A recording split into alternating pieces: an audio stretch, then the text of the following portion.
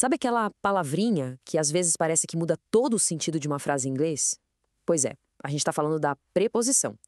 Se em perguntas elas podem dar um nó na cabeça, a boa notícia é que em frases afirmativas existe uma lógica. E é uma lógica bem simples e poderosa. Vamos desvendar esse sistema juntos? Olha só o nosso caminho de hoje. Primeiro, a ordem das preposições. Depois, vamos direto para a regra de ouro. Em seguida, vamos ver como ela se aplica para lugar e tempo. Dar uma olhada no caso especial dos phrasal verbs, montar uma frase completa do zero e, para fechar, um desafio de fluência. Ok, começando então pela ordem das preposições. A grande pergunta aqui é: por que a preposição vai em um lugar e não no outro? O nosso objetivo aqui é simples: acabar com essa coisa de adivinhar e finalmente encontrar a lógica por trás disso. Essa é a pergunta de $1 milhão, né? Onde exatamente as preposições se encaixam na frase? Porque acertar isso é o que faz a diferença entre soar supernatural ou, bom, gerar um pouco de confusão. Então, qual é o segredo? Bom, a resposta para essa pergunta está em uma única e simples regra de ouro. É um princípio, sabe? Tão simples quanto poderoso, e ele vai servir de base para praticamente tudo que a gente vai conversar a partir de agora. E aqui está ela, a regra de ouro. É bem direta. A preposição sempre vem antes da palavra que ela está conectando. Pode ser um substantivo, tipo the table, ou um pronome, tipo me. A fórmula para nunca mais esquecer é essa. Preposição mais o seu objeto. Simples assim. Essa é a chave de tudo.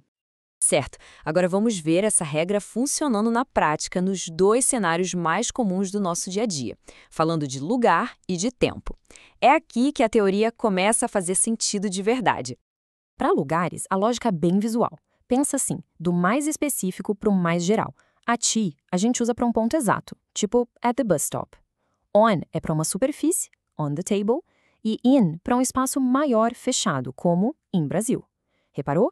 A regra continua firme, a preposição sempre antes do lugar. E olha que legal, a mesma lógica se aplica para o tempo.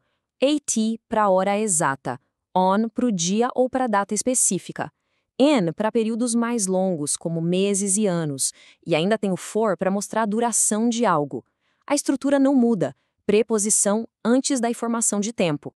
Agora, vamos entrar num tópico que, eu sei, confunde muita gente. Os famosos phrasal verbs. Aqui a coisa muda um pouco de figura. A preposição deixa de ser só um marcador de lugar ao tempo e vira uma parceira inseparável do verbo, criando um significado totalmente novo. Olha só a mágica acontecendo aqui. They looked significa simplesmente que eles olharam, a ação de olhar. Mas, se a gente adiciona o at, a frase vira They looked at the painting. A preposição at direciona a ação, dá um alvo para ela. O ato de olhar agora tem um foco bem definido. Então, o ponto crucial é este. Em rely on, o on não tem nada a ver com estar em cima de uma superfície. Ele é parte do verbo rely. Juntos, eles viram uma ideia só, confiar em. É como se fosse uma palavra nova. Beleza, a gente já tem as peças. Agora é hora de montar o quebra-cabeça.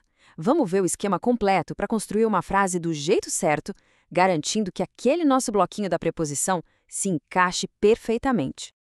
Essa aqui é a estrutura padrão, o esqueleto da frase. Primeiro, quem fez a ação? Depois, a ação em si, o verbo, o que foi afetado pela ação e só então vêm os detalhes. É aí, geralmente no final, que entra o nosso bloco preposição mais objeto, adicionando o onde, o quando ou o como. E olha como funciona na prática. Sujeito, we, verbo, bought, objeto direto que a gente comprou, a new house. E onde? In the city center. A nossa locução com a preposição entra ali no finalzinho, seguindo o esquema à risca. Ok, a teoria está entendida. Agora vem a parte mais importante, a prática. É o momento de transformar esse conhecimento em uma habilidade de verdade. Que tal um pequeno desafio para colocar isso em ação? O desafio é o seguinte: a ideia é construir uma frase no present continuous, ou seja, falando de algo que está acontecendo agora, e usar a preposição with para indicar companhia. Que tal dar uma pausa e tentar montar uma frase? Uma resposta ótima seria algo como I am studying English with my friends now. A frase segue a estrutura certinha, usa o tempo verbal correto e a preposição with vem exatamente antes de my friends. Perfeito. E se tem uma ideia principal para levar dessa nossa análise hoje, é esta aqui. Dominar as preposições em frases afirmativas não é sobre decorar um monte de regras aleatórias. É sobre, na verdade, entender um sistema que é lógico e previsível. Para a gente terminar, fica uma reflexão. Com essa regra de ouro bem fresca na mente, de que forma a construção de frases em inglês pode se tornar mais confiante, mais precisa daqui para frente. Vale a pena pensar nisso. Até a próxima!